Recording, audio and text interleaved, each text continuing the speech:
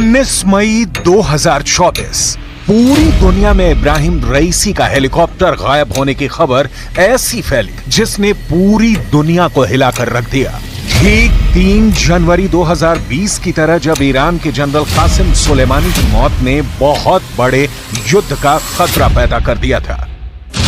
क्या रईसी की मौत एक बड़े युद्ध की दस्तक है? क्या रईसी का हेलीकॉप्टर क्रैश वर्ल्ड वॉर का लॉन्चिंग पॉइंट है? बात बहुत गंभीर है क्योंकि एक देश के राष्ट्रपति की मौत हुई है। रईसी की मौत ईरान के अंदर हुए हेलीकॉप्टर हादसे में हुई और सुलेमानी की मौत बगदाद में अमेरिका के ड्रोन हमले में हुई। 4 साल के अंदर ईरान को ये 2 बहुत बड़े हाई प्रोफाइल सदमे लगे हैं, जिससे ना ईरान के दोस्त अलग रह सकते हैं और ना ही ईरान के दुश्मन। क्या ये वाकई ईरान में सुलेमानी पार्ट 2 है? एक तरफ ईरान की मिलिट्री लीडरशिप पर हमला हुआ और अब ईरान की पॉलिटिकल लीडरशिप का अंत हो गया। जिस हेलीकॉप्टर में इब्राहिम रईसी सवार थे उसमें उनके विदेश मंत्री हुसैन आमिर अब्दुल्लाहियां भी थे, यानी प्रेसिडेंट भी खत्म और विदेश मंत्री की भी मौत। ईरान के प्रेसिडेंशियल हेलीकॉप्टर क्रैश में राष्ट्रपति और विदेश मंत्री समेत 8 लोगों की मौत हुई है। पूरा ईरान मातम मना रहा है। अब यह हादसा है या साजिश? सवाल लगातार उठ रहे हैं। एक देश के राष्ट्रपति और विदेश मंत्री का ऐसे हादसे में मारा जाना, ये बात किसी के हलक के नीचे नहीं उतर रही। जब गाजा में 8 महीने से जारी इजराइल की बमबारी में 35,000 से ज्यादा लोगों की मौत हो चुकी है और उत्तरी बॉर्डर पर लेबनान की तरफ से हिजबुल्लाह इजराइल पर हमला कर रहा है, तब ईरान की लीडरशिप का सीधा मुकाबला इजराइल और अमेरिका से भी हो रहा है। दोनों कैंप एक दूसरे को एक आंख नहीं पसंद करते। एक तरफ बाइडन, नेतन्याहू और उनके नेटो के दोस्त, तो दूसरी तरफ हमास चीफ इस्माइल हानिया के साथ हिजबुल्लाह और ईरान की लीडरशिप खड़ी हुई है। इनके साथ रूस भी है और चीन भी खड़ा है। 13 अप्रैल की रात को ईरान ने इजराइल पर मिसाइलों और ड्रोन की बारिश करके साबित कर दिया था कि पूरे पश्चिम एशिया में वो अकेला देश है जो इजराइल से सीधी टक्कर लेने को तैयार है। 300 ड्रोन और मिसाइल जब इजराइल की तरफ बढ़ रहे थे तब पूरी दुनिया में ईरान की लीडरशिप की बात हो रही थी। बेशक इजराइल ने ईरान की तरफ से हुए 95% से ज्यादा मिसाइलों, ड्रोन हमलों को नाकाम कर दिया, लेकिन रईसी और खामनेई पर पूरी दुनिया का फौरन फोकस हुआ।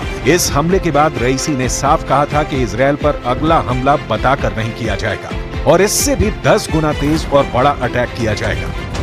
तब भी दुनिया 2 खेमों में बंट गई। ईरान और इजराइल कैंप आमने सामने आ गया, लेकिन अब इनमें से 2 लोग यानी ईरान के राष्ट्रपति इब्राहिम रईसी और विदेश मंत्री हुसैन आमिर अब्दुल्लाहियां की मौत हो चुकी है। सवाल है कि क्या यह हेलीकॉप्टर हादसा एक बड़े युद्ध की शुरुआत बन सकता है? क्या यह हेलीकॉप्टर क्रैश वर्ल्ड वॉर की वजह बन सकता है? ईरान के राष्ट्रपति और विदेश मंत्री उस हेलीकॉप्टर में सवार थे जो ऐसे दौर के लिए चुना गया जिस पर पूरी दुनिया, खासकर ईरान के दुश्मनों की नजर ज्यादा थी। ईरान के राष्ट्रपति रईसी अपने पड़ोसी अजरबैजान में किज कलासी और खोदा फरीम बांध का उद्घाटन करने गए थे। ये उस वक्त का वीडियो बताया जा रहा है जब रईसी और बाकी लोग उद्घाटन वाली जगह हेलीकॉप्टर से जा रहे थे। ऐसा कम ही होता है जब ईरान या बाकी देश की टॉप लीडरशिप विमान या हेलीकॉप्टर में साथ चलती है। इस वीडियो में रईसी भी हैं और विदेश मंत्री अब्दुल्लाहियां भी।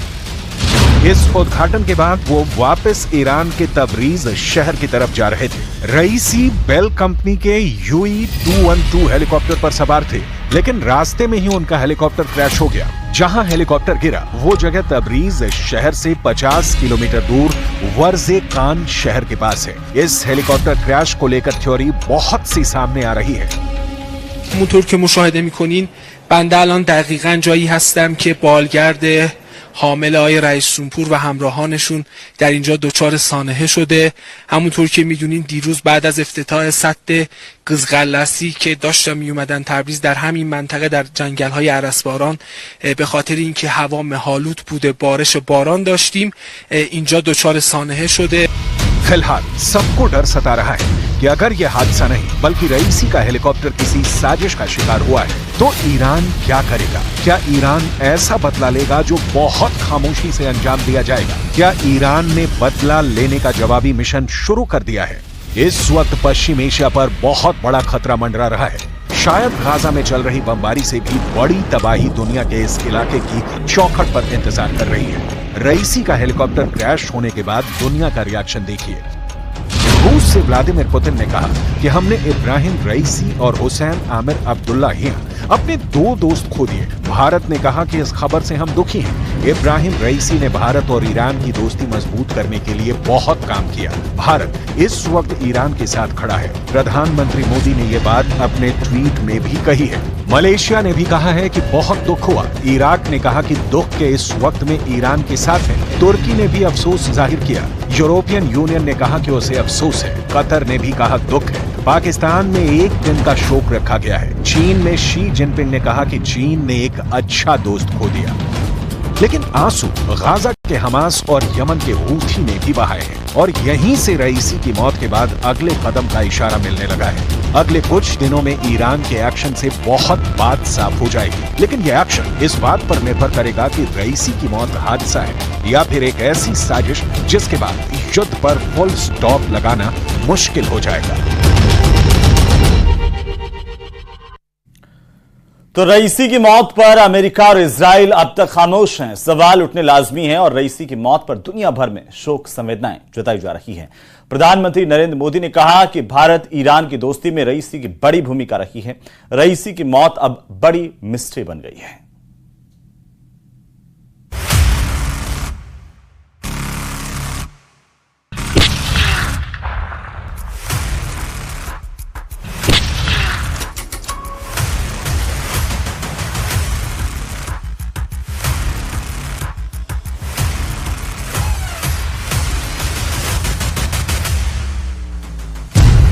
दुश्मनी, साजिश, षड्यंत्र, धोखा, गद्दारी, बदला, विश्वासघात, हत्या, हादसा। इब्राहिम रईसी की मौत की मिस्ट्री क्या? आयतुल्लाह सैयद इब्राहिम रईसी खादिमुर रज़ा अलैहिस्सलाम।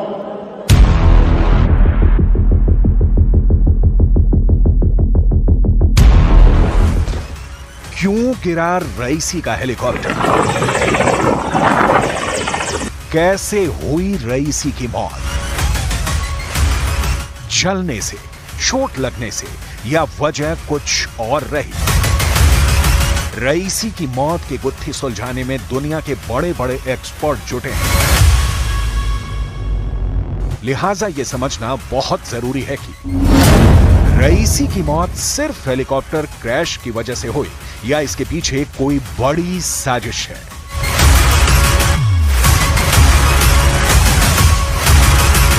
ईरान के राष्ट्रपति इब्राहिम रईसी की मौत को लेकर इस वक्त दुनिया भर में कई थ्योरी चल रही है और हर थ्योरी के पीछे कारण गिनाए जा रहे हैं।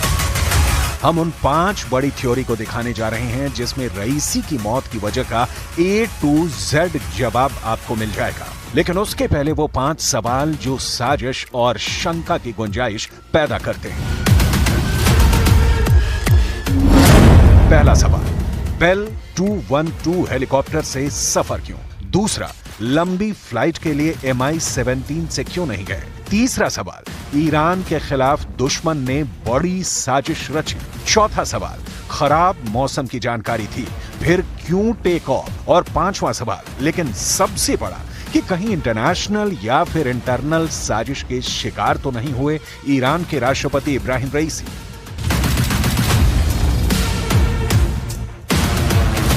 इन सवालों में रत्ती भर भी सच्चाई है तो फिर पूरी दुनिया के सामने नया और एक बहुत बड़ा संकट आने वाला है।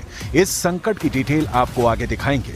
अभी उन थ्योरी को देखते हैं जो रईसी की रहस्यमयी मौत से पर्दा उठाएगी।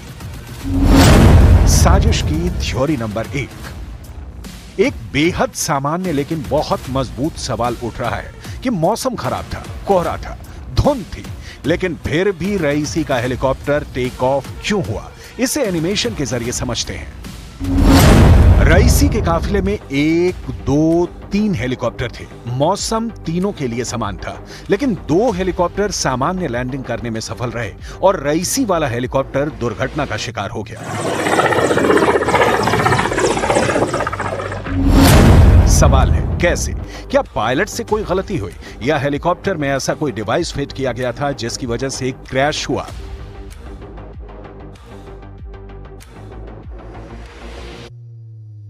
इस सवाल की तह तक जाने के लिए अजरबैजान से ईरान के रिश्ते को समझना होगा, जहां से रईसी का हेलीकॉप्टर टेक ऑफ हुआ। अजरबैजान ईरान की तरह ही शिया बहुल देश है, लेकिन अजरबैजान के रिश्ते ईरान से ज्यादा इजराइल से मजबूत रहे हैं। इसके पीछे की वजह है आर्मेनिया से अजरबैजान की दुश्मनी, जिसकी वजह है सीमा विवाद। इस मुद्दे पर इजराइल अजरबैजान का साथ देता रहा है, जबकि ईरान सीमा परिवर्तन का समर्थन नहीं करता। और यही सामने आती है साजिश की थ्योरी नंबर 2। अजरबैजान से रईसी का हेलीकॉप्टर उड़ान भरता है। हेलीकॉप्टर के बारे में कहा जा रहा है कि वो वेल कंडीशन में था, यानी किसी तरह की कोई तकनीकी दिक्कत या परेशानी हेलीकॉप्टर में नहीं थी। तो फिर क्रैश कैसे हो गया? रईसी की मौत का ईएमपी कनेक्शन।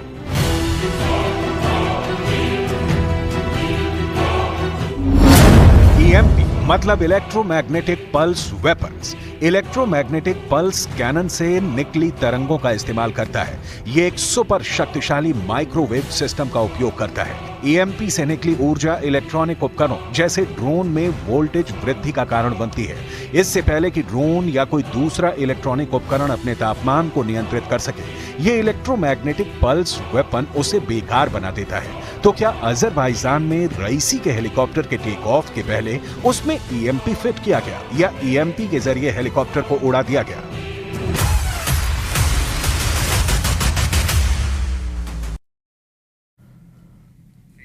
तो आखिरकार रईसी का हेलीकॉप्टर क्रैश के लिए ईरान के पूर्व विदेश मंत्री ने अमेरिका को जिम्मेदार ठहराया। जानकारी के मुताबिक अब तक हेलीकॉप्टर का ब्लैक बॉक्स नहीं मिला है।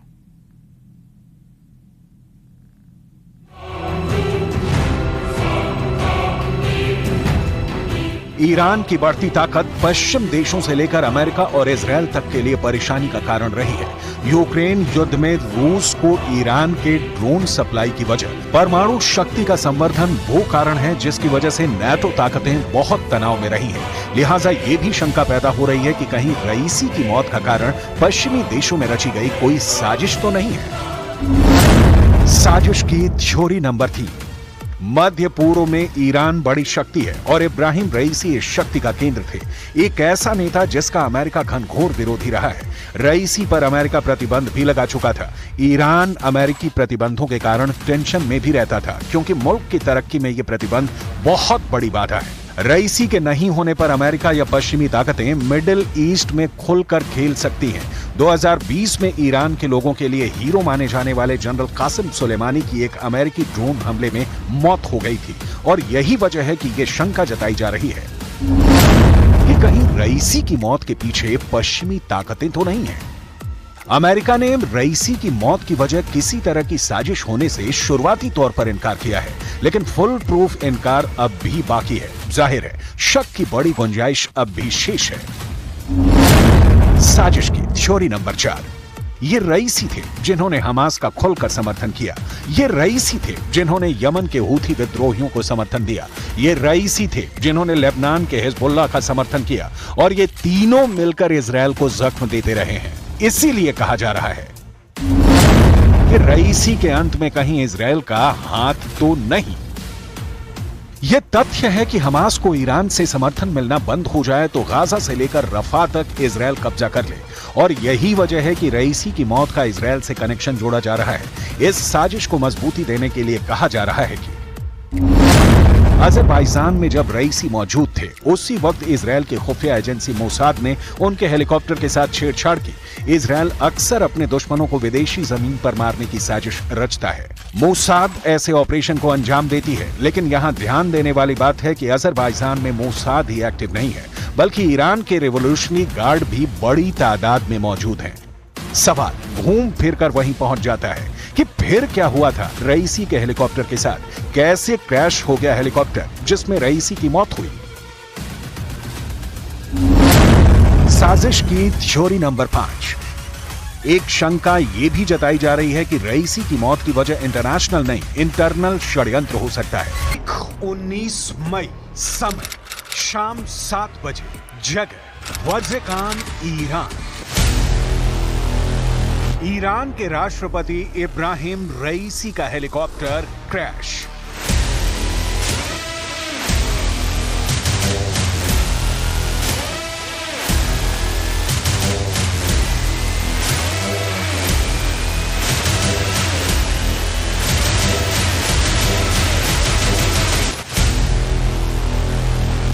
ये वही जगह है जो इजराइल की खुफिया एजेंसी मोसाद का गढ़ मानी जाती है। लिहाजा सवाल उठ रहे हैं कि क्या मोसाद ने ईरान के राष्ट्रपति रईसी को मरवा डाला? इजराइल ईरान के बीच के तनाव को देखते हुए यह शंका बहुत सहज है और इसकी डिटेल में पड़ताल बहुत जरूरी है। लेकिन पहले ईरान की सड़कों पर रईसी को अलविदा कहने उतरी भीड़ को देखिए। उदास चेहरे और आंखों में आंसू देखिए। हजारों लोग रईसी को श्रद्धांजलि देने उनका पार्थिव शरीर ले जाते ट्रक के पीछे पीछे जाते दिखे। रईसी ईरान के सिर्फ राष्ट्रपति ही नहीं थे, बल्कि हाल के समय में ईरान को एक मजबूत देश के तौर पर दुनिया के नक्शे पर स्थापित करने वाले नेता भी थे। इसीलिए सवाल उठ रहे हैं कि क्या इजराइल ने रईसी को मरवा दिया? ईरान उन देशों में शामिल है जिसने इजराइल के अस्तित्व को हर दम चुनौती दी है। मुस्लिम देशों में ईरान नंबर 1 है, जो इजराइल के लिए परेशानी का कारण रहा है। लिहाजा रईसी की मौत की सुई स्वाभाविक रूप से इजराइल की ओर मुड़ती है। यहाँ हम शक के उन 6 कारणों को समझने की कोशिश करते हैं जिसके तहत कहा जा रहा है कि रईसी की मौत में इजराइल का हाथ है। शक की वजह नंबर 1, इजराइल ईरान का दुश्मनी वाला रिश्ता। दावा किया जा रहा है कि प्रेसिडेंट के हेलीकॉप्टर को स्पेस लेजर तकनीक के सहारे जमींदोज कर दिया गया, लेकिन इसकी पुष्टि नहीं की जा सकती। दूसरी ओर कारण यह भी गिनाया जा रहा है कि पिछले 7 अक्टूबर को हमास की ओर से इजराइल पर किए गए हमले में भी ईरान का हाथ होने की बात कही गई थी और इसी का इजराइल ने बदला लिया है। लेकिन यहाँ यह स्पष्ट करना जरूरी है कि इजराइल के एक बड़े अधिकारी ने इसका खंडन किया है। शक की वजह नंबर 2, इजराइल विरोधियों को ईरान का समर्थन। आतंकी संगठन हिजबुल्लाह हो या यमन के हूथी विद्रोही या फिर हमास, ईरान इजराइल के खिलाफ इन सारे संगठनों को समर्थन देता रहा है। ये एक बड़ी वजह बताई जा रही है। इसीलिए रईसी को इजराइल ने मरवाया होगा, लेकिन ये महज कयास है। शक की वजह नंबर 3, अजरबैजान के करीब हादसा। हेलीकॉप्टर क्रैश को लेकर सवाल इसलिए भी गहरा है क्योंकि हादसे वाली जगह अजरबैजान के करीब है और इत्तेफाक से अजरबैजान के इजराइल के अच्छे रिश्ते हैं। सच पूछिए तो मुस्लिम देशों में सिर्फ अजरबैजान है जिसके रिश्ते इजराइल से अच्छे रहे हैं। अजरबैजान की आर्मेनिया से दुश्मनी है और ईरान आर्मेनिया का समर्थन करता रहा है। शक की वजह नंबर 4, इजराइल का टारगेट ईरान। एक्सपर्ट का मानना है कि इजराइल ईरान में मिलिट्री और न्यूक्लियर साइट्स को टारगेट पर लेने की कोशिश करता रहा है। इसका कारण ईरान का इजराइल के प्रति रवैया है, जो इजराइल के बारे में कहता है कि अरबों की जमीन पर यहूदी देश होने का क्या मतलब है। लेकिन देखने वाली बात है कि रईसी की मौत की साजिश में हाथ होने का मतलब इजराइल का सीधे ईरान के खिलाफ ऐलाने जंग करना होगा और इजराइल ऐसा नहीं चाहेगा। शक की वजह नंबर 5, 3 में से सिर्फ एक रईसी का हेलीकॉप्टर क्रैश। सवाल उठ रहे हैं, जब मौसम खराब था तो रईसी के काफिले में शामिल 3 हेलीकॉप्टरों में से 2 कैसे बच गए और सिर्फ रईसी वाला हेलीकॉप्टर क्रैश कैसे हो गया? कहा तो यह भी जा रहा है कि मौसम उड़ान के अनुकूल नहीं था, तो रईसी को 150 किलोमीटर तक सड़क मार्ग से क्यों नहीं ले जाया गया? जाहिर है इन सवालों का जवाब जांच पूरी होने के बाद ही मिल सकेगा। शक की वजह नंबर 6, इजराइल की अप्रैल वाली एयर स्ट्राइक। अप्रैल महीने में सीरिया की राजधानी दमिश्क में इजरायल की ओर से किए गए एक हवाई हमले में ईरान के ब्रिगेडियर जनरल मोहम्मद रेजा समेत एक अफसर की मौत हो गई थी। ईरान का गुस्सा इसके बाद चरम पर था, जिसका जवाब ईरान ने इजरायल पर मिसाइलें दाग कर दिया था। लेकिन ध्यान देने वाली बात यह है कि इजरायल ने अब तक इसका डायरेक्ट जवाब नहीं दिया है।